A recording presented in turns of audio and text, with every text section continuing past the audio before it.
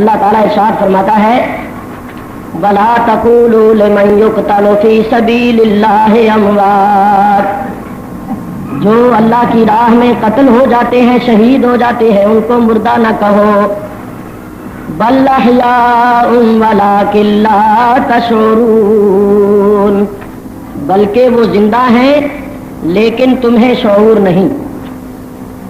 آیہ کریمہ کا ترجمہ اور اس آیہ کریمہ کے فوائد میں گزشتہ رات آپ حضرات کی خدمت میں پیش کر چکا ہوں۔ حضور علیہ الصلوۃ والسلام کی امت میں بہت سے شہداء ہوئے، اللہ تبارک و تعالی نے یہ کمال، یہ انعام بہت سے لوگوں کو عطا فرمایا۔ چنانچہ حضرت ابو بکر صدیق بھی اس کمال سے سرفراز ہوئے، حضرت عمر فاروق، عثمان غنی، علی مرتضیٰ کو بھی یہ انعام ملا۔ جنگ بدر میں، جنگ احد میں، غزوہ خیبر میں، اسی طرح غزوات و سرایا میں بہت سے صحابہ اس کمال اور اس انعام سے سرفراز ہوئے، مگر حضرت امام حسین علیہ السلام کی شہادت کچھ عجیب و غریب قسم کی شہادت ہے، اور اس قسم کے دردناک واقعات ہیں کہ اولین و آخرین میں اس کی مثال نہیں ملتی۔ پورا مہینہ آپ حضرات یہی تذکرہ مجالس میں سنتے چلے آ رہے ہیں کہ جب یزید تخت نشین ہوا تو تخت پر بیٹھتے ہی اس پر ایسا غرور اور تکبر چھایا، غرور و تکبر کا پتلا بن گیا، اور غرور و تکبر کا پتلا بن کے اس نے اس قسم کے کام کرنے شروع کر دیے جو سراسر شریعت مطہرہ کے خلاف تھے۔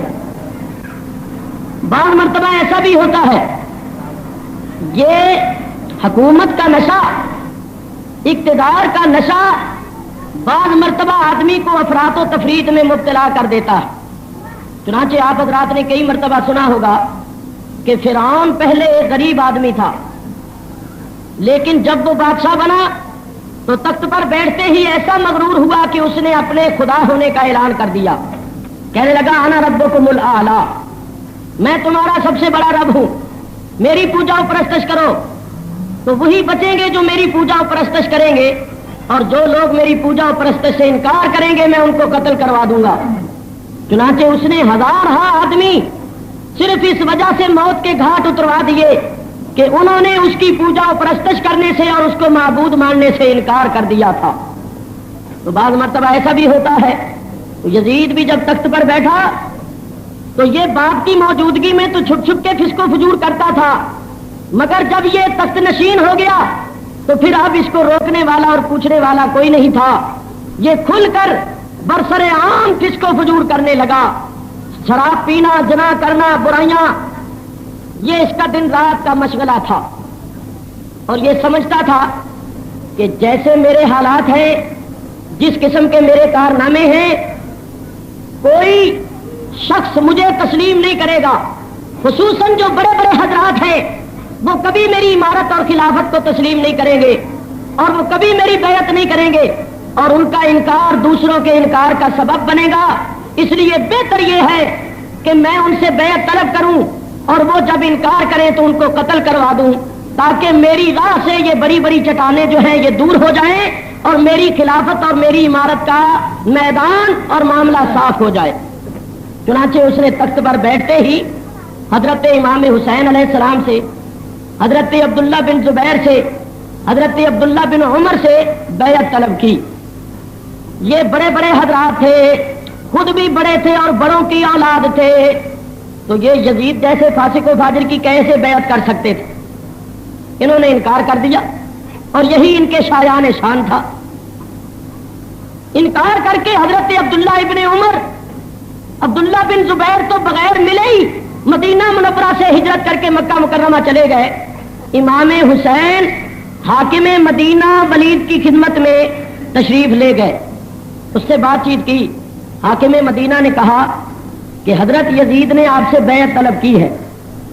آپ نے فرمایا میں یزید کی بیعت نہیں کر سکتا، یزید فاسق و فاجر ہے، وہ اس لائق اور وہ اس قابل نہیں کہ میں اس کی بیعت کروں، میں قطعاً اس کی بیعت کرنے کے واسطے تیار نہیں۔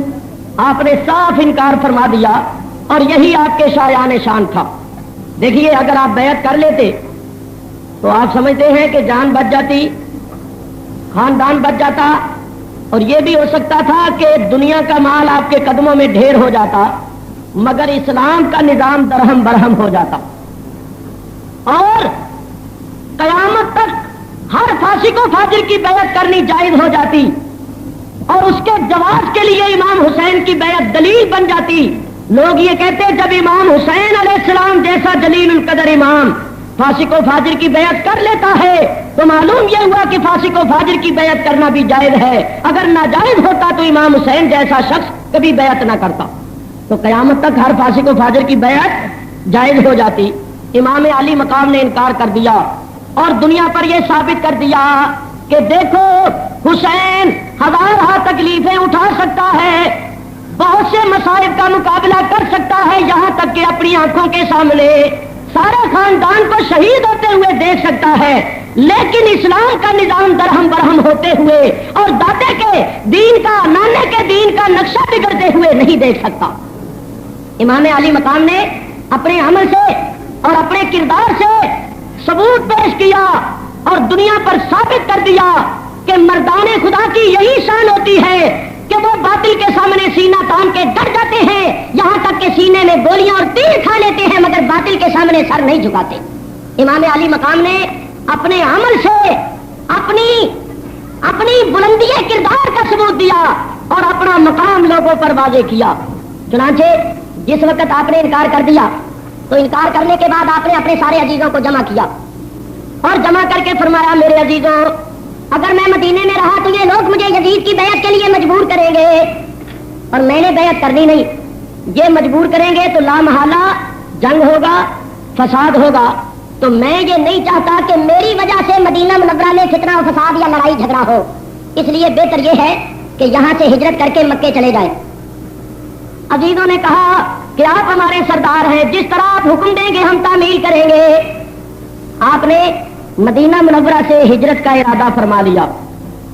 اب آپ اندازہ کیجئے کہ حالات اس قسم کے پیدا ہو گئے کہ امام حسین کو وہ مدینہ چھوڑنا پڑا جس مدینے میں ان کے نانا جان کا روضہ انور تھا۔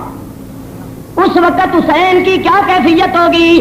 وہ مدینہ منورہ جس کی زیارت کے لیے لوگ دور دراز سے آتے ہیں، ہزارہ روپیہ خرچ کرتے ہیں، عزیز و اقارب کی جدائی برداشت کرتے ہیں، کاروبار بند کرتے ہیں، اس مدینے کو دیکھنے کے لیے وہی مدینہ آج چھڑایا جا رہا تھا کس سے؟ جو خود مدینے کا والی تھا، نبی پاک کی آنکھوں کا تارا تھا۔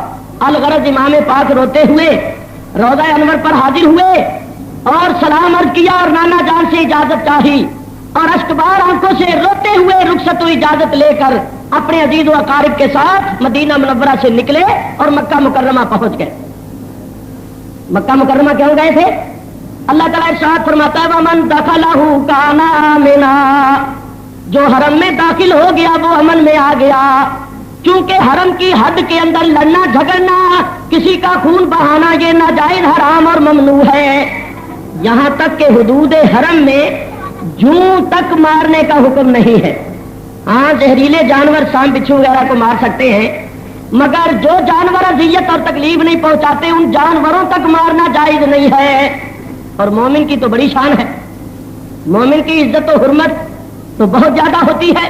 تو امام علی مقام نے یہ خیال فرمایا کہ حرم کی حد میں لڑنا جھگڑنا جدال و قتال چونکہ حرام ہے تو وہاں نہ کوئی میرے ساتھ لڑے گا، نہ مجھے پریشان کرے گا، نہ لڑائی ہوگی، نہ جھگڑا ہوگا، تو میں حرم شریف کی حدود کے اندر رہتے ہوئے اللہ کی عبادت کرتے ہوئے اپنی زندگی کے دن پورے کر لوں گا۔ اس خیال سے آپ مدینہ منورہ سے مکہ مکرمہ چلے گئے۔ جو ہی مکہ مکرمہ میں آپ پہنچے، اہل کوفہ کی طرف سے خطوط اور چٹھیاں پہنچنی شروع ہو گئیں، لگاتار خطوط آ رہے ہیں، قاصد آ رہے ہیں، یہاں تک کہ تھوڑے سے عرصے میں حضرت امام پاک کی خدمت میں کوفے سے 150 چٹھی پہنچ گئی، 150 چٹھی، اور بعد نے تو 1200 چٹھیاں لکھی، 1200 خطوط پہنچے۔ بعض علماء نے اپنی اپنی کتابوں میں 1200 خطوط کا ذکر بھی کیا، لیکن 150 چٹھی تو بڑے بڑے مستند علماء نے لکھا ہے کہ 150 چٹھی پہنچی۔ چلو میاں 150 ہی صحیح، اس زمانے میں جبکہ وسائل اور رسائل اس قدر وسیع اور عام نہیں تھے، خطوط کے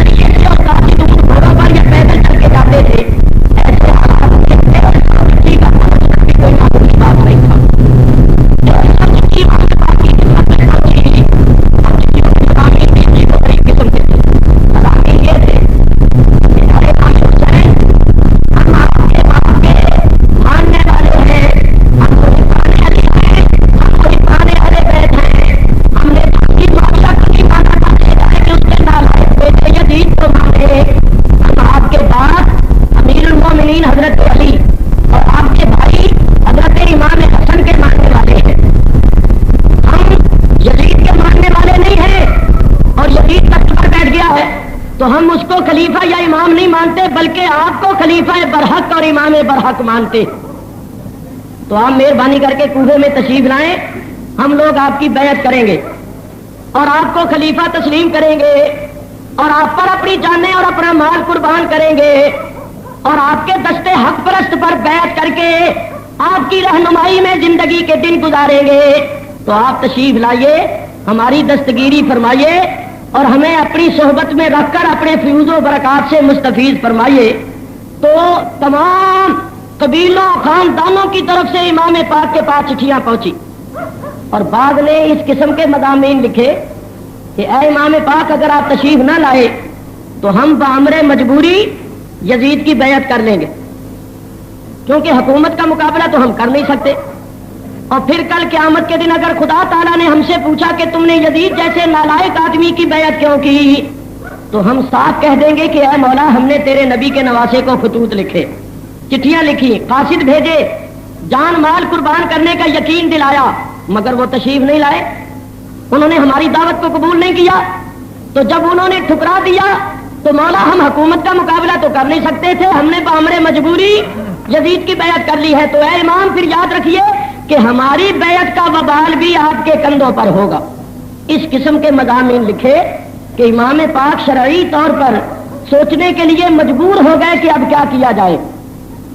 چنانچہ آپ نے بہت سے لوگوں سے مشورے بھی کیے, آخر آپ اس نتیجے پر پہنچے کہ پہلے کسی معتبر آدمی کو وہاں بھیجنا چاہیے جو وہاں جا کر بچشمے خود حالات کا جائزہ لے کہ کیا واقعی وہ لوگ چاہتے ہیں اور ان کے دلوں میں محبت اور عقیدت ہے.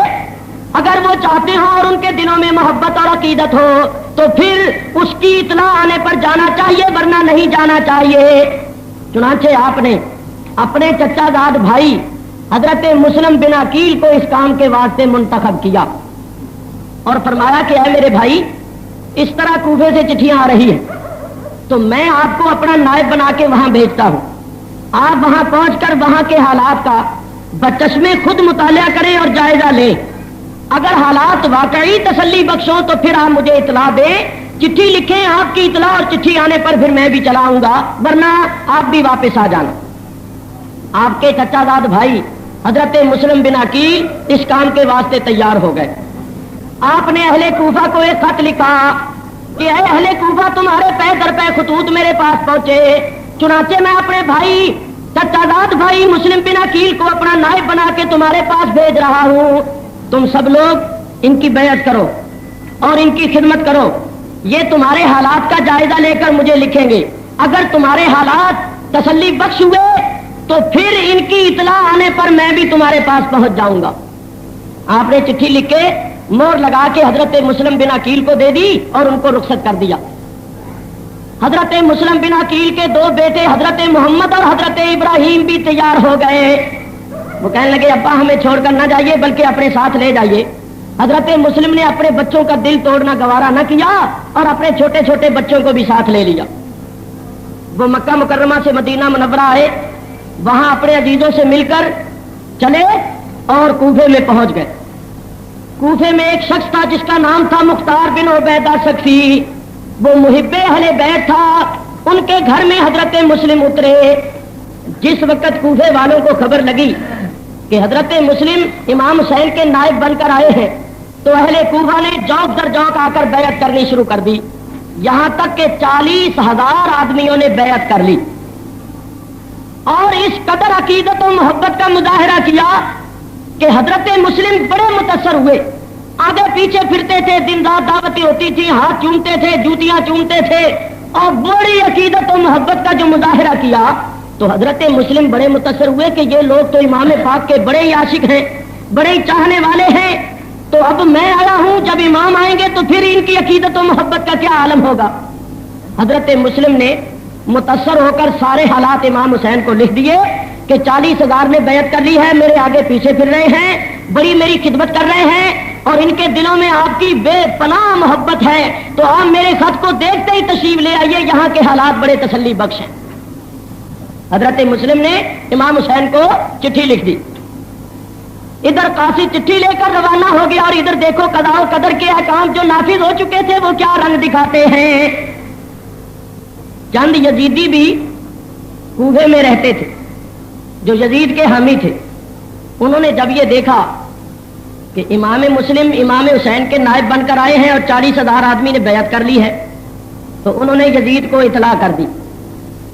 انہوں نے یزید کو یہ اطلاع کی کہ اے یزید، تو خواب غفلت میں ہے، تو غفلت کی نیند سو رہا ہے، اور یہاں تیرے خلاف کوفے میں وہ محاذ بن رہا ہے جس محاذ کو توڑنا پھر تیری قوت و طاقت سے باہر ہوگا، اور تجھے کچھ خبر ہی نہیں ہے. 40,000 آدمی تیرے خلاف بیعت کر چکا ہے اور ابھی لوگ کر رہے ہیں. اگر یہی صورت رہی تو یہاں سے وہ طوفان اور سیلاب اٹھے گا جو تنکے کی طرح تجھے بہا کر لے جائے گا. تو جس طرح بھی تجھ سے ہو سکے اس محاذ کو توڑ. جس وقت یزید کو معلوم ہوا تو وہ بڑا پریشان ہوا. اس کو جب اپنا اقتدار خطرے میں نظر آیا تو آپ جانتے ہیں کہ اقتدار بڑی چیز ہوتی ہے. کوئی شخص جلدی کیے اپنا اقتدار اور اپنا مقام چھوڑنے کے واسطے تیار نہیں ہوتا. کوئی ہے ایسا جو تخت کو، کرسی کو، اقتدار کو چھوڑ دے؟ جتنی اس سے جو بھی اس سے ہو سکتا ہے وہ کرتا ہے کہ یہ اقتدار، یہ تخت اور یہ کرسی میرے پاس رہ جائے. تو یزید کو بھی جب اپنا اقتدار خطرے میں نظر آیا تو اس نے کیا کیا کہ نعمان بن بشیر جو کوفے کے گورنر تھے اور جنہوں نے حضرت امام مسلم کے خلاف کچھ نہیں کیا تھا، ان کو تو معزول کر دیا اور ان کی جگہ ابن زیاد جس کا نام تھا عبید اللہ اور بڑا جابر اور بڑا سخت قسم کا آدمی تھا اور بصرے کا گورنر تھا، اس کو مقرر کر دیا اور اس کو لکھا کہ تو بس بصرے کا بھی گورنر ہے اور میں تجھے کوفے کا بھی گورنر بناتا ہوں، اور تو فوراً کوفے پہنچ اور میرے خلاف جو وہاں محاذ قائم ہو رہا ہے اس محاذ کو جس طرح بھی تجھ سے ہو سکے توڑ. اور اس معاملے میں تجھے تمام اختیارات ہیں، جو قدم بھی تجھے اٹھانا پڑے جس طرح بھی ہو سکے اس محاذ کو توڑ اور حالات کو ہموار اور برابر کر. یہ ابن زیاد یزید کی طرف سے اختیارات عام لے کر کوفے میں آیا. یہ کس طرح آیا یہ ایک بڑی لمبی تفصیل ہے، میں موٹے موٹے واقعات کر رہا ہوں کیونکہ کئی مقامات پر یہ تذکرہ ہو چکا. جس وقت وہ کوفے میں آیا تو کوفے میں آ کر سب سے پہلا کام اس نے یہ کیا کہ جتنے بڑے بڑے سردار حضرت مسلم کے ساتھ تھے اور جنہوں نے حضرت مسلم کی بیعت کی تھی ان سب کو اس نے گرفتار کر لیا اور گرفتار کر کے کوفے کے دارالعمارت کے اندر نظر بند کر دیا. اب جناب والا تمام سرداروں کی گرفتاری کی خبر بجلی کی طرح کوفے میں پھیلی اور سب لوگ حیران و پریشان ہو گئے. خوف و ہراس پھیل گیا کہ اب کیا ہوگا، بڑے بڑے سردار تو پکڑے جا رہے ہیں اور پکڑے گئے. اور ابن زیاد اب حضرت امام مسلم کی گرفتاری کی تدبیریں سوچ رہا تھا کہ اب حضرت مسلم کو کیسے گرفتار کیا جائے. تو جب حضرت مسلم نے یہ دیکھا کہ بڑے بڑے سردار گرفتار ہو چکے ہیں اور اب میری گرفتاری کی بھی تدبیریں ہو رہی ہیں تو آپ نے اپنے تمام عقیدت مندوں اور مریدوں کو پکارا. سب کے سب آپ کے جھنڈے تلے جمع ہو گئے.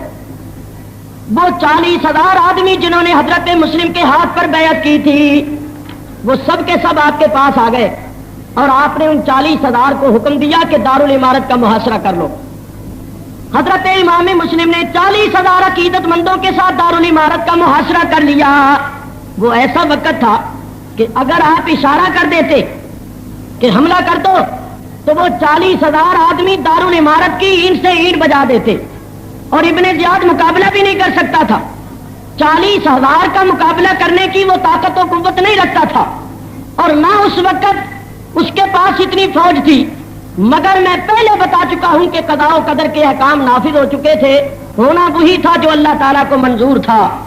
جس وقت حضرت امام مسلم نے 40,000 کے ساتھ محاصرہ کیا تو ابن زیاد بہت گھبرایا.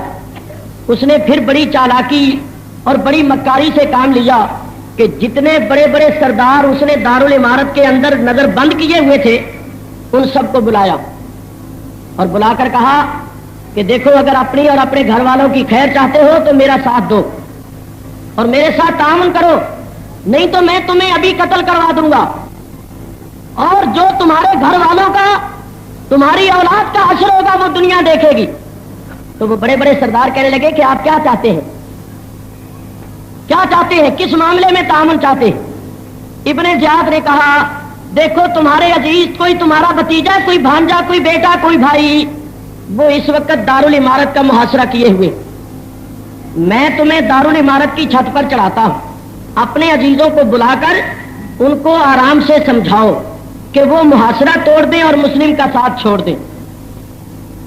اگر تم نے ایسا نہ کیا تو سب سے پہلے تو ابھی میں تمہیں قتل کراؤں گا، اور پھر میری فوجیں جو ان قریب پہنچنے والی ہے وہ کوفے پر حملہ کریں گی، پھر تمہارے گھروں کو آگ لگا دی جائے گی اور تمہارے بچوں کو نیزوں پر اچھالا جائے گا، اور پھر وہ حشر ہوگا کہ دنیا یاد رکھے گی۔ اس واسطے میرا ساتھ دو اگر اپنی اور اپنے گھر والوں کی خیر چاہتے ہو۔ اس نے جناب ایسا ڈرایا دھمکایا کہ وہ بڑے بڑے جتنے تھے نا لیڈر قسم کے لوگ اور سردار قسم کے لوگ، وہ سب کے سب جناب پلپلے ہو گئے اور سب کے سب کہنے لگے کہ اے ابن زیاد تو جس طرح کہے ہم کرنے کے لیے تیار ہیں۔ انہوں نے کہا چلو پھر دارالعمارت کی چھت پر اور کرو یہ کام جو میں نے تمہیں کہا۔ یہ بڑے بڑے سردار چھت پر چڑھ گئے اور انہوں نے اپنے عزیزوں کو بلانا شروع کر دیا، اور بلا کے چپکے چپکے سے سمجھانا شروع کر دیا کہ دیکھو حکومت یزید کے پاس ہے، فوجیں یزید کے پاس ہیں، اسلحہ یزید کے پاس ہے، دولت یزید کے پاس ہے۔ حضرت امام حسین بے شک رسول اللہ کے فرزند ہے، لیکن نہ ان کے پاس حکومت ہے، نہ دولت ہے، نہ فوجیں ہیں، نہ اسلحہ ہے، تو وہ بغیر اسلحے کے، بغیر فوجوں کے، بغیر دولت کے یزید کا مقابلہ کس طرح کر سکتے ہیں؟ تو ہم درمیان میں خام حافظ جائیں گے، یہ اقتدار کا معاملہ ہے، تو تم لوگ اس وقت محاصرہ توڑ دو اور امام مسلم کا ساتھ چھوڑ دو۔ اگر تم نے ایسا نہ کیا تو یاد رکھو نہ تمہیں ہمارا منہ دیکھنا نصیب ہوگا اور نہ ہم تمہارا منہ دے سکیں گے، ہمیں ابھی قتل کروا دیا جائے گا اور تمہارا جو حشر ہوگا وہ بھی بڑا سخت ہوگا۔ جب وہ بڑے بڑے سرداروں نے اپنے عزیزوں کو اس قسم کی باتیں سنانی شروع کی اور اس قسم کے مشورے دینے شروع کیے تو اب جناب وہ بھی محاصرہ توڑ کے جانے لگے۔ جتنے محاصرہ کیے ہوئے تھے ان میں سے لوگ نکل کر جانے لگے، 10 ادھر سے نکل گئے، 20 ادھر سے نکل گئے، 50 ادھر سے نکل گئے۔ لیجئے صاحب، حضرت امام مسلم نے 40,000 آدمی کے ساتھ دارالعمارت کا محاصرہ کیا تھا۔ عصر کی نماز کے بعد مغرب سے کچھ پہلے ان 40,000 میں سے صرف 500 آدمی رہ گیا، باقی سب کے سب محاصرہ توڑ کے جا چکے تھے۔ حضرت امام مسلم پر بڑا برا اثر پڑا کہ حد ہو گئی، 40,000 میں سے 39,500 چلے گئے اور صرف 500 رہ گئے، تو یہ 500 جو رہ گئے ہیں ان پر بھی کیا اعتماد کیا جا سکتا ہے؟ حضرت امام مسلم نے جب یہ حالت دیکھی تو وہ 500 جو ابھی کھڑے ہوئے تھے ان سے فرمایا کہ چلو جامعہ مسجد میں چل کے مغرب کی نماز ادا کریں اور سوچیں کہ اب ہم نے کیا کرنا ہے۔ وہ سب کے سب کہنے لگے اچھا حضرت چلیے۔ آپ 500 آدمی کو ساتھ لے کر مسجد میں پہنچے، نماز کا وقت ہو گیا، اذان ہو گئی، امام صاحب آگے کھڑے ہو گئے، 500 نے پیچھے صفیں باندھ لی۔ دیجیے صاحب، جب مغرب کی نماز شروع کی تھی تو 500 آدمی حضرت مسلم کے پیچھے تھا، اور جب حضرت مسلم نے 3 فرض پڑھ کے سلام پھیرا تو وہ 500 بھی جا چکے تھے۔ آپ نے سلام پھیرا تو پیچھے ایک بھی نہیں تھا، وہ 500 جو تھے وہ بھی جا چکے تھے۔ صبح 40,000 آدمی تھا اور اب ایک بھی ساتھ نہیں تھا۔ اور میں آپ کو یہ بتاؤں کہ یہ وہی لوگ تھے جو اپنے آپ کو محبان اہل بیت کہتے تھے، یہ وہی لوگ تھے جن کو دعویٰ تھا اہل بیت کی محبت کا، اپنے آپ کو محبان علی اور محبان اہل بیت کہتے تھے۔ انہوں نے چٹھیاں لکھی تھی، انہوں نے امام حسین کو بلایا تھا، انہوں نے مال جان قربان کرنے کا یقین دلایا تھا، انہوں نے حضرت مسلم کے ہاتھ پر بیعت کی تھی اور موٹی موٹی قسمیں کھا کے بیعت کی تھی کہ جان دے دیں گے مگر آپ کا ساتھ نہیں چھوڑیں گے۔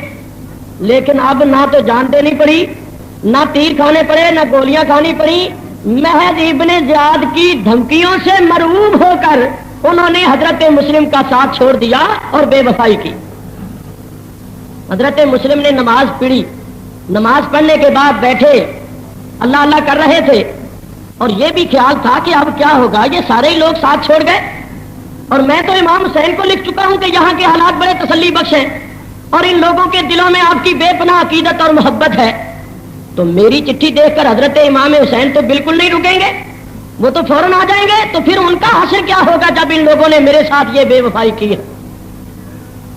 خیر آپ مسجد سے نکلے اور نکل کر اپنے مریدوں کے پاس گئے۔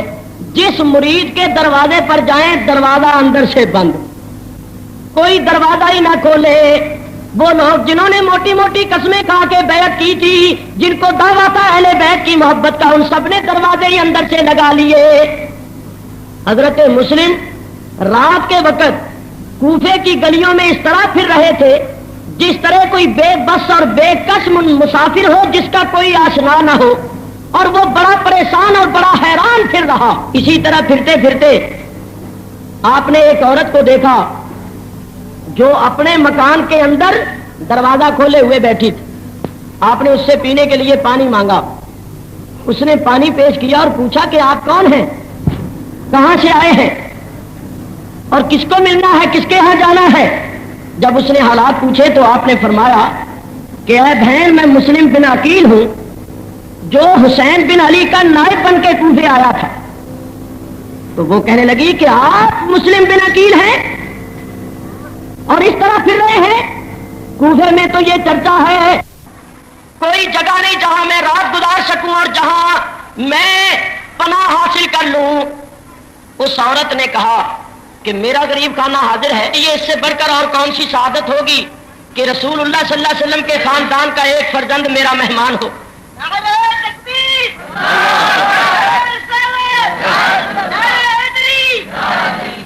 تو اس عورت نے حضرت امام مسلم کو اپنے گھر میں جگہ دی اور پناہ دی اور اپنا مکان حاضر کر دیا۔ آپ اس کے گھر میں بیٹھ گئے، رات آپ نے گزاری۔ قدرت خدا کی کہ اس عورت کا بیٹا جو تھا وہ بڑا خناس تھا۔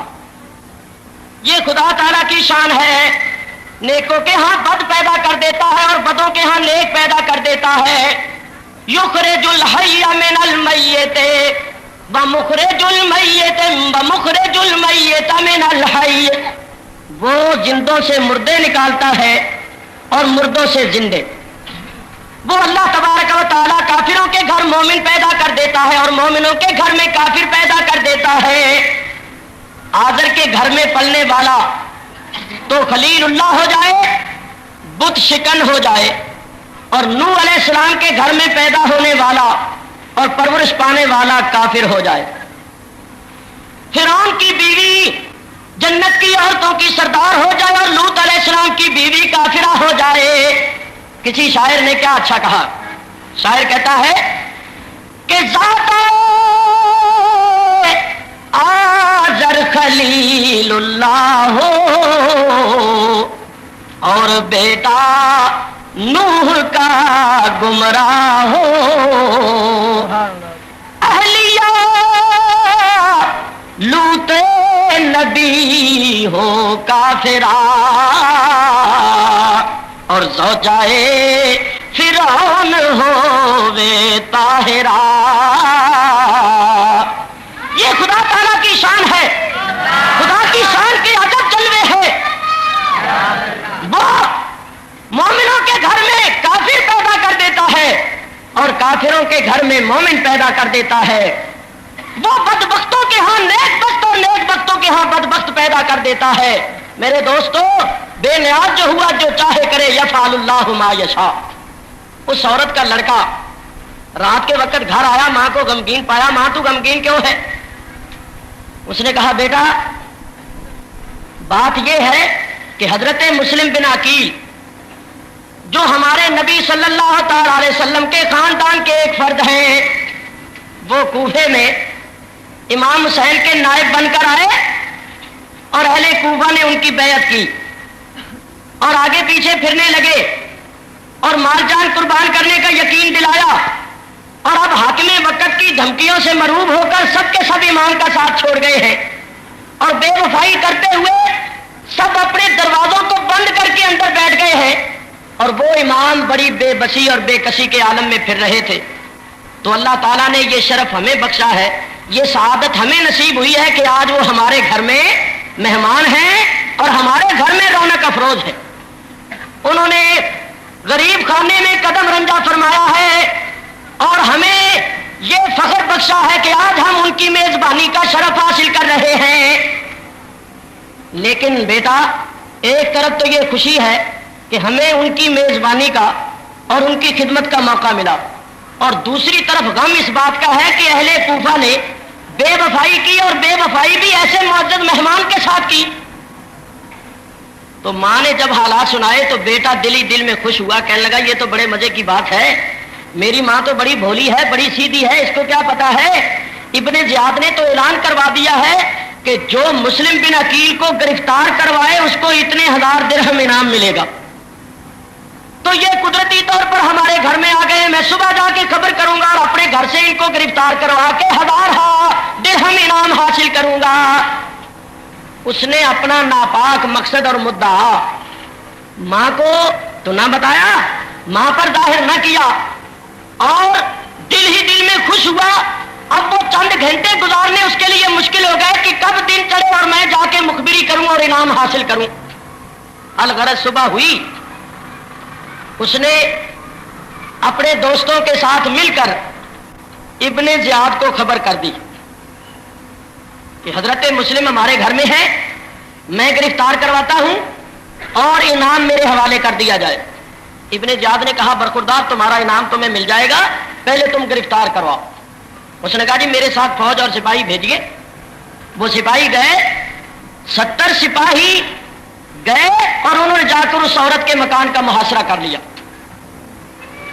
حضرت مسلم تلوار لے کر باہر نکلے، انہوں نے سپاہیوں نے گستاخیاں بے ادبیاں بھی کی، اس قسم کے کلمات کہے جو ناقابل برداشت تھے۔ امام حسین کے متعلق نازیبا قسم کے کلمات کہے اور یزید کی تعریف کی اور ان پر بغاوت کا الزام لگایا، اور اس قسم کی چند اور سخت باتیں کی۔ حضرت مسلم نے جواب دیا، انہوں نے مشتعل ہو کر تیر برسا دیے۔ حضرت مسلم نے فرمایا کہ بات کرو معقول طریقے سے تو بہتر ہے، اور اگر تیر چلا کے مجھے یہ دکھاتے ہو کہ تمہیں تیر چلانے آتے ہیں تو یاد رکھو مجھے جواب دینا بھی آتا۔ انہوں نے کہا کہ اچھا اگر جواب دینے کی طاقت ہے تو ذرا نیچے آ جائیے۔ امام علی مقام تلوار ہاتھ میں لے کر ان کے مقابلے میں آ گئے۔ حضرت امام مسلم نے 70 کا مقابلہ کرنا شروع کر دیا۔ آپ تنہا تھے اور وہ 70 تھے، مگر وہ 70 ہی اب سمجھ رہے تھے کہ ہم نے شیر کو چھیڑ کر بڑی غلطی کی ہے۔ آپ کی تلوار چلتی تھی اور وہ آگے لگ کے بھاگ اٹھتے تھے، یہاں تک کہ آپ نے چند آدمیوں کو قتل بھی کر دیا اور بہت سے زخمی بھی کر دیے۔ اسی حالت میں آپ خود بھی زخمی ہو گئے، اور ایک تیر ایسا لگا جس نے آپ کے سامنے کے دانتوں کو توڑ دیا، خون بہ رہا تھا۔ اسی حالت میں آپ نے اس عورت سے پانی کا پیالہ طلب کیا۔ اس عورت نے پانی کا پیالہ حضرت کو پینے کے واسطے پیش کیا۔ جب آپ پینے لگے آپ کے منہ سے بہت سا خون اس پانی میں گر گیا اور وہ سارا پانی خونوں خون ہو گیا۔ حضرت مسلم نے پانی نہیں پیا، پیالہ زمین پر رکھ کے فرمایا معلوم ہوتا ہے کہ اب ہمارے مقدر میں اس دنیا کا پانی نہیں ہے، اب تو جنت الفردوس میں جا کر ہی اپنی پیاس بجھائیں گے۔ امام پھر لڑنے لگے۔ ابن زیاد کو پتا چلا تو اس نے محمد بن اشعث کو بھیجا کہ جاؤ مکاری اور سیاست سے کام لیتے ہوئے مسلم کو یہاں پکڑ کے لاؤ۔ تو وہ آیا اور آ کر کہنے لگا کہ اے مسلم، ان لوگوں نے بے وقوفی کی، حاکم وقت عبید اللہ بن زیاد نے ان کو لڑنے یا مقابلہ کرنے کے لیے نہیں بھیجا تھا، آپ کو بلانے کے لیے بھیجا تھا۔ تو آپ چلیے میرے ساتھ دارالعمارت میں، گورنر سے جا کر گفتگو کیجئے، وہ آپ سے کوئی مشورہ کرنا چاہتے ہیں، کوئی گفتگو کرنا چاہتے ہیں کہ آئندہ ہم نے کیا کرنا ہے، کیونکہ حسین بن علی بھی آ رہے ہیں، تو وہ چاہتے ہیں کہ کسی قسم کا فتنہ و فساد اور قتل و غارت نہ ہو۔ تو چلیے چل کے بات چیت کیجئے، ممکن ہے کہ کوئی صلح وغیرہ کی صورت نکل آئے۔ حضرت مسلم نے فرمایا میں بھی تو یہی چاہتا ہوں، ورنہ جب میں نے 40,000 کے ساتھ محاصرہ کیا تھا اس وقت میرا ایک اشارہ ہی دارالعمارت کو ختم کرنے کے لیے اور ابن زیاد کو پکڑنے کے لیے کافی تھا، مگر میں خود یہ نہیں چاہتا کہ قتل و غارت ہو۔ میں نے کہا ہاں صاحب ٹھیک ہے، چلیے چلیے۔ اور ان کو جھڑکا جنہوں نے وہ تلواریں بلند کی ہوئی تھی کہ تلواریں نیام میں ڈالو، بزدل اور بے وقوف کہیں گے، اس نے ان کو تو ڈانٹا اور حضرت مسلم کو ساتھ لے چلا۔ حضرت امام مسلم اس کے ساتھ جب چلے اور دارالعمارت میں داخل ہوئے تو آپ یہ پڑھتے ہوئے داخل ہوئے ربنا افتح بیننا و بین قومنا بالحق وانت خیر الفاتحین، یہ پڑھتے ہوئے آپ داخل ہوئے، اور جو ہی آپ نے دارالعمارت کے دروازے کے اندر قدم رکھا، ابن زیاد نے دونوں طرف ننگی تلواریں دے کے چند سپاہی کھڑے کیے ہوئے تھے، اور ان کو یہ حکم دیا ہوا تھا کہ جو ہی مسلم اس دروازے سے گزرے دونوں طرف سے حملہ کر کے اس کو قتل کر دو۔ چنانچہ جب آپ دارالعمارت کے دروازے سے گزرے اور گزر کر جو ہی قدم اندر رکھا، دونوں طرف سے آپ پر تلواریں پڑی اور آپ اسی مقام پر وہاں شہید ہو گئے۔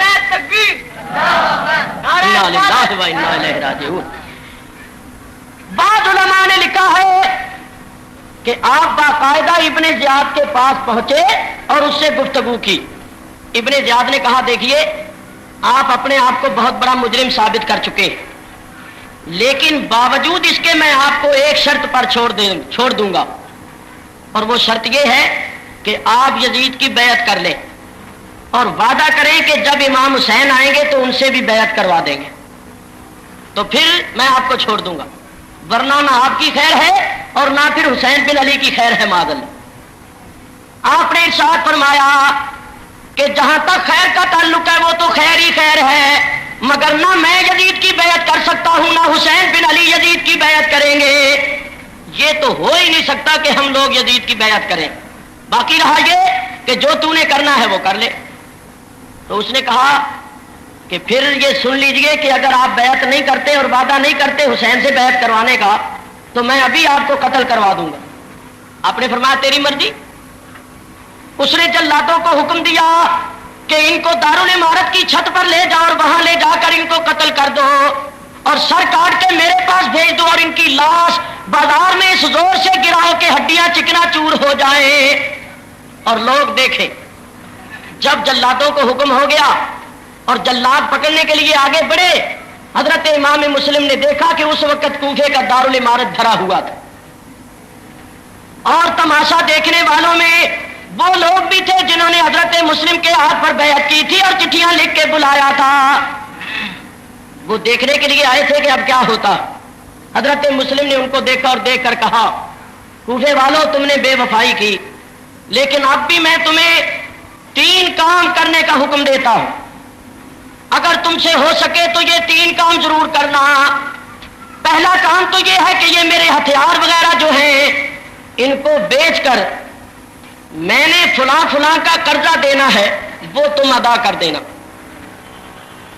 دوسرا کام یہ ہے کہ جب میرے سر کو کاٹ کر ابن زیاد کے پاس بھیج دیا جائے اور میری لاش کو باہر پھینک دیا جائے تو میری لاش کو اٹھانا اور اٹھا کر کسی مناسب جگہ پر دفن کر دینا۔ اور تیسرا کام یہ ہے کہ اگر تمہارے اندر ایمان کا ذرہ بھی باقی ہو اور اہل بیت نبوت کی محبت کا کوئی ذرہ تمہارے اندر موجود ہو تو جس طرح بھی ہو سکے حسین بن علی کو پیغام بھیج دو، پیغام پہنچا دو کہ وہ کوفے نہ آئے، کوفے میں تشریف نہ لائیں۔ ابن زیاد بڑا غضبناک ہوا اور اس نے سب لوگوں کی طرف گھور کے دیکھا اور کہنے لگا خبردار اگر کسی نے مسلم کے ان احکام پر عمل کیا میں اس کو قتل کروا دوں گا اور اس کے بچوں کو نیزوں پر اچھالوں گا، کوئی تعمیل نہ کرنے پائے۔ اور پھر اس نے کہا کہ اے مسلم تیرے ہتھیار ہم اپنے مجاہدوں میں تقسیم کریں گے اور تیری لاش کو دفن نہیں کروائیں گے بلکہ کوفے میں پھرائیں گے اور لوگوں کو دکھائیں گے، جو ہمارا دل چاہے گا اس کے ساتھ سلوک کریں گے۔ اور حسین کو ہم کیوں روکنے لگے؟ ان کو تو ہم نے بلانا ہے اور ان کو بھی اس بغاوت کا مزہ چکھانا۔ اس وقت آپ رو پڑے اور آپ کو امام علی مقام کی یاد اور ان کے تشریف لانے کا تصور اہل کوفہ کی بے وفائی ستا رہی تھی اور تڑپا رہی تھی۔ جلادوں نے پکڑا اور وہ پکڑ کر دارالعمارت کی چھت پر لے گئے۔ آپ نے ان سے 2 رکعت نماز پڑھنے کی مہلت مانگی، انہوں نے وہ بھی نہ دی۔ آپ نے اشکبار نگاہوں سے ایک مرتبہ حجاز مقدس کی طرف، مکہ مکرمہ مدینہ منورہ کی طرف دیکھا اور دیکھ کر کہا ہے میرے آقا حسین اب میرے حال کی خبر تجھے کون کرے کہ میرے ساتھ کیا کچھ ہو رہا ہے؟ اے کاش کہ میں آپ کو چٹھی نہ لکھتا، کہ یہاں کے حالات تسلی بخش ہیں اور ان کوفے والوں نے میرے ساتھ بے وفائی کی اور اب آپ تشریف لائیں گے اور میں نہیں کہہ سکتا کہ آپ کے ساتھ یہاں کیا سلوک ہوگا اور آپ کا کیا حشر ہوگا. بس آپ انہی تصورات اور خیالات میں تھے کہ ان جلادوں نے پکڑ کر آپ کو نیچے گرایا اور آپ کے سر کو جسم سے جدا کر دیا. خدا تعالیٰ کی قدرت کہ جس دن حضرت مسلم کوفے میں شہید ہوئے، جس دن حضرت مسلم کوفے میں شہید ہوتے ہیں اسی دن حضرت امام حسین علیہ السلام اپنے عزیز و اقارب کو ساتھ لے کر مکہ مکرمہ سے چل پڑتے، کیونکہ چٹھی ان کے پاس پہنچ چکی تھی کہ کوفے کے حالات بڑے تسلی بخش ہیں، بے فکر ہو کر تشریف لے آئیے. آپ نے اپنی بیویوں کو، اپنی بہنوں کو، بچیوں کو اور دودھ پیتے بچوں کو بھی ساتھ لے لیا اور آپ مکہ مکرمہ سے نکلے. علماء نے لکھا ہے کہ آپ کا قافلہ 82 نفوس پر مشتمل تھا، جن میں عورتیں بھی تھیں، دودھ پیتے بچے بھی تھے اور آپ کے ساتھ چند جوان رفقا بھی تھے. اللہ اللہ. اور یہ بات یہاں خاص طور پر یاد رکھنے کی ہے کہ امام علی مقام لڑنے کے ارادے سے یا جنگ کے ارادے سے قطن نہیں نکلے تھے. آپ حضرات سمجھ سکتے ہیں کہ جو شخص لڑنے یا جنگ کرنے کے ارادے سے نکلتا ہے وہ عورتوں کو اور دودھ پیتے بچوں کو اور بیٹیوں کو ساتھ نہیں لیا کرتا. امام علی مقام کا اپنی بیویوں، بہنوں، بچیوں اور شیر خوار بچوں کے ساتھ نکلنا اس بات کی روشن دلیل ہے کہ آپ لڑنے یا جنگ کے ارادے سے قطن نہیں آئے تھے. آپ کو تو خط پہنچ گیا تھا کہ یہاں کے حالات بڑے تسلی بخش ہیں، 40,000 نے بیعت کر لی ہے، بڑی مہمانیاں ہو رہی ہیں، دعوت ہو رہی ہے، تو آپ اپنے عزیزوں کو ساتھ لے کر نکل پڑے. اور لڑنے کا ساز و سامان بھی پورا نہیں رکھتے تھے. جس وقت امام علی مقام اپنے عزیزوں کو ساتھ لے کر کوفے سے نکلے اور مکہ مکرمہ سے نکلے اور کوفے کی جانب روانہ ہوئے تو راستے میں آپ کو حضرت مسلم کی شہادت کی خبر مل گئی. جس وقت آپ اور آپ کے ساتھیوں نے حضرت مسلم کی شہادت کی خبر سنی تو ایک دم سب حیران ہو گئے کہ یہ کیا ہو گیا. ابھی ابھی چند روز پہلے تو امام مسلم کی چٹھی ہمارے پاس پہنچتی ہے کہ حالات بڑے تسلی بخش ہیں اور اب ہم سن رہے ہیں کہ ان کو شہید کر دیا گیا، تو یہ کیا معاملہ ہے. تو انہوں نے قدم پیچھے نہ رکھا بلکہ قدم آگے بڑھایا کہ وہاں چلیں اور وہاں چل کر حالات معلوم کریں کہ اتنی جلدی اتنا بڑا انقلاب کیسے آ گیا. آگے چلے جا رہے تھے. ابھی کوفہ تقریباً 2 منزل رہتا تھا کہ حر بن یزید ریاحی 1000 فوجی ساتھ لیے ہوئے امام علی مقام کو ملا اور اس نے کہا کہ اے امام میں تو آپ کو گرفتار کرنے آیا. آپ نے فرمایا کیوں؟ اس نے کہا یہ تو میں جانتا نہیں، بس ابن زیاد گورنر کوفہ کا حکم ہے کہ آپ جہاں بھی ملیں آپ کو گرفتار کر لیا جائے اور گرفتار کر کے ان کے پاس پہنچا دیا جائے. آپ نے فرمایا کہ ہمارا کوئی قصور؟ اس نے کہا قصور یہ ہے کہ آپ نے یزید کے خلاف بغاوت کی اور یزید کے خلاف یہاں محاذ قائم کیا اور لوگوں سے بیعت لی. آپ نے فرمایا نہ ہم نے کوئی محاذ قائم کیا ہے اور نہ ہم کوئی اقتدار کی ہوس رکھتے ہیں، نہ ہمیں تخت چاہیے. بات یہ ہے کہ اہل کوفہ نے ہمارے پاس چٹھیاں بھیجی، یہ دیکھو ان کی چٹھیاں اور اس قسم کے مضامین لکھے کہ شرعی طور پر ہم آنے کے لیے مجبور ہو گئے. تو اگر اہل کوفہ بے وفائی کر چکے ہیں اور ان کے حالات بدل چکے ہیں تو ہم واپس چلے جاتے. جب امام علی مقام نے حر کے ساتھ گفتگو کی اور سارے حالات اس کو بتائے اور اس کو پتا چلا تو وہ بھی حیران پریشان ہوا. اس نے کہا پھر آپ ایسا کیجئے کہ اگر میں نے اسی وقت آپ کو واپس جانے کی اجازت دی تو میرے ساتھی جا کر میری شکایت کریں گے اور ابن زیاد میرے اوپر مصیبت کر دے گا. وہ کہے گا تو نے جان بوجھ کر دشمن کو چھوڑ دیا اور مل کر ان کو جانے کا موقع دے دیا، تو میرے اوپر مصیبتوں کے پہاڑ ٹوٹ پڑیں گے. تو آپ ایسا کیجئے کہ اس وقت تو آپ میرے ساتھ گفتگو کرتے رہیے، رات آ جانے دیجیے. جب رات آ جائے گی میرے سپاہی سو جائیں گے، اندھیرا ہو جائے گا تو آپ چلے جائیے گا، آپ یہاں سے کوچ کر جائیے گا. صبح میں آپ کا تعاقب نہیں کروں گا، آپ کا پیچھا نہیں کروں گا اور جا کر ابن زیاد سے کہہ دوں گا کہ وہ راتوں رات چلے گئے، اب پتہ نہیں کدھر گئے، ہم نے ان کا پیچھا نہیں کیا، پھر جو ہوگا وہ دیکھا جائے گا. امام علی مقام نے فرمایا بہت اچھا. رات آ گئی. جب رات کا اندھیرا مسلط ہوا اور ابن زیاد کے سارے ساتھی تقریباً سو گئے، کچھ سو رہے تھے، تو حضرت امام عالی مقام نے اپنے ساتھیوں کو کوچ کا حکم دیا، سب کے سب چل پڑے۔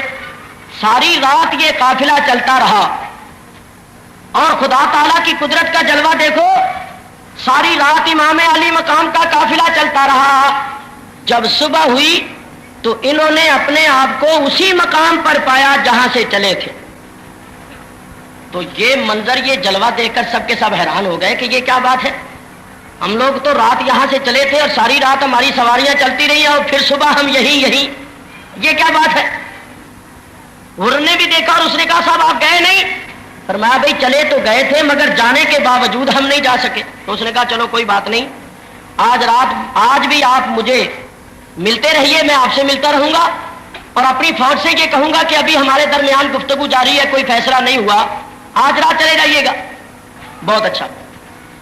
دوسری رات آئی، امام علی مقام نے دوسری رات بھی اپنے ساتھیوں کو چلنے کا حکم دیا، ساری رات آپ کے ساتھی چلتے رہے۔ صبح ہوئی تو انہوں نے اپنے آپ کو پھر اسی مقام پر پایا جہاں سے چلے تھے۔ 3 راتیں ایسا ہوا، یہ ساری رات چلتے تھے مگر چلنے کے باوجود صبح اسی مقام پر ہوتے تھے جس مقام سے چلتے تھے۔ چوتھے دن کوئی مسافر جا رہا تھا، اس مسافر کو آپ نے بلایا اور پوچھا کہ میاں جس مقام پر ہم لوگ کھڑے ہیں، جس میدان میں ہم لوگ کھڑے ہیں، اس میدان اور اس مقام کا نام کیا ہے؟ اس مسافر نے کہا کہ صاحب اس کا نام ہے کربلا۔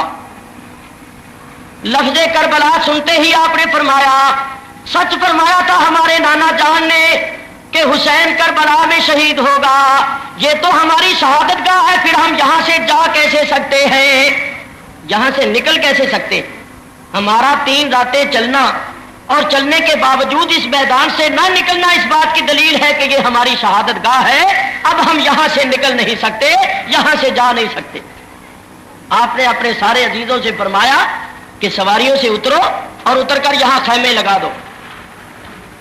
آپ کے ساتھیوں نے اتر کر خیمے لگانے شروع کر دیے، جہاں بھی وہ لکڑی گاڑتے تھے وہاں سے خون نکل آتا تھا، اور وہ سب اس منظر کو دیکھ کر حیران تھے۔ حضرت سیدہ زینب رضی اللہ تعالی عنہا نے جب یہ دیکھا کہ زمین سے خون نکل رہا ہے، جہاں بھی لکڑی گاڑتے ہیں وہاں سے خون نکل آتا ہے، تو انہوں نے کہا کہ اے میرے پیارے بھائی حسین، یہاں سے چلو۔ اس خونی میدان کو دیکھ کر میرا دل گھبرا رہا، مجھ پر وحشت طاری ہو رہی ہے، یہ خونی زمین، اس زمین میں ڈیرا نہ لگاؤ، یہاں سے چلو۔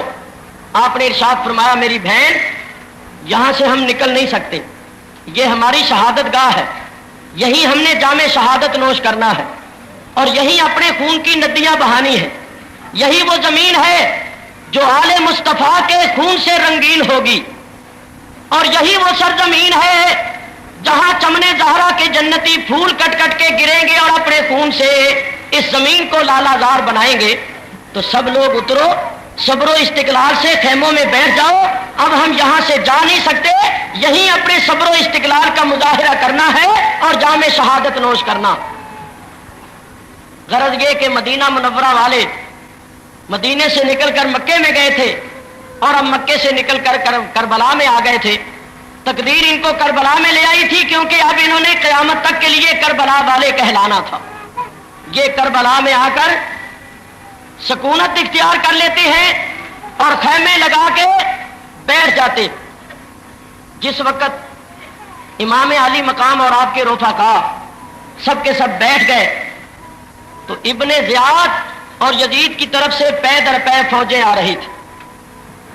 جو بھی قافلہ، جو بھی لشکر آتا ابن زیاد اور یزید کی طرف سے، وہ سب کے سب یہی احکام لا رہے تھے کہ حسین سے کہو کہ وہ یزید کی بیعت کر لیں، اگر وہ بیعت کرنے پر رضامند ہو تو ان سے کچھ نہ کہا جائے اور ان کو پکڑ کر میرے پاس لے آیا جائے، اور اگر وہ بیعت کرنے سے انکاری ہو تو پھر ان سے لڑا جائے اور ان کو قتل کر کے ان کا سر میرے پاس بھیج دیا جائے۔ جو بھی فوجی دستہ آتا تھا وہ یہی پیغام لاتا۔ امام علی مقام نے فرمایا کہ بھئی یہ تو ہو ہی نہیں سکتا کہ ہم یزید کی بیعت کریں. کس قدر افسوس کا مقام ہے کہ ہمیں بلایا تو گیا تھا کہ لوگ ہماری بیعت کریں گے اور اب ہمیں مجبور کیا جا رہا ہے یزید کی بیعت کے لیے. تو اسی بات پر تو ہم مدینے سے نکل کر مکے میں پہنچے تھے. تو کیا اب ہم نے یزید کی بیعت کرنے کے لیے مکے سے چل کر آنا تھا؟ یہ نہیں ہو سکتا، ہم یزید کی بیعت کرنے کے لیے تیار نہیں. انہوں نے کہا کہ اگر آپ یزید کی بیعت کرنے کے لیے تیار نہیں تو پھر لڑنے کے لیے تیار ہو جائیے. آپ نے فرمایا کہ میں لڑنے کے لیے بھی نہیں آیا، لڑنے کا ارادہ بھی نہیں رکھتا. تو انہوں نے کہا کہ پھر دو باتیں تو نہیں ہو سکتی کہ لڑیں بھی نہ اور بیعت بھی نہ کریں، یا تو بیعت کر لیجئے، بیعت نہیں کرتے تو لڑنے کے لیے تیار ہو جائیے. امام عالی مقام نے جب یہ دیکھا کہ ان لوگوں کے ارادے بڑے خطرناک ہو گئے ہیں اور حالات نازک صورت اختیار کرتے جا رہے ہیں، تو آپ نے ان کے سامنے 3 شرطیں پیش کی. آپ نے فرمایا سنو، اہل کوفہ نے ہمیں خطوط لکھے اور اس قسم کی باتیں لکھی کہ ہم آنے کے لیے شرعی طور پر مجبور ہو گئے. اب اگر وہ بے وفا ہو گئے ہیں تو سنو، ہم تمہارے سامنے 3 شرطیں پیش کرتے، جو بھی تمہیں منظور ہو مان لو اور اس پر عمل کرو. یا تو ہمیں مکے واپس چلے جانے دو، ہم مکے واپس چلے جاتے ہیں اور وہاں جا کر حرم شریف کے اندر رہ کر اللہ کی عبادت کرتے ہوئے اپنی زندگی کے دن پورے کر لیں گے. اور اگر مکے نہیں جانے دیتے ہو تو کسی اور ملک کی طرف نکل جانے دو جہاں کفار اور مشرکین رہتے ہو، تو ہم اپنی ساری زندگی اسلام کی تبلیغ میں صرف کر دیں گے اور ان لوگوں کو مسلمان بنانے میں لگے رہیں گے، اپنی ساری زندگی تبلیغ اسلام میں خرچ کر دیں گے.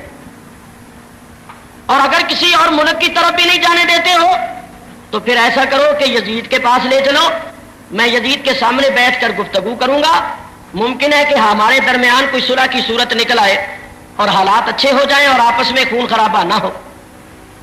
3 شرطیں آپ کی گورنر کوفہ ابن زیاد کے پاس بھیج دی گئی. وہ ان شرطوں کو دیکھ کر بڑا غضبناک ہوا اور اس نے عمر بن سعد جو ساری فوجوں کا سالار تھا اس کو لکھا کہ میں نے تجھے ثالث یا حکم بنا کے نہیں بھیجا کہ تو ہمارے اور حسین کے درمیان صلح کی صورتیں سوچے.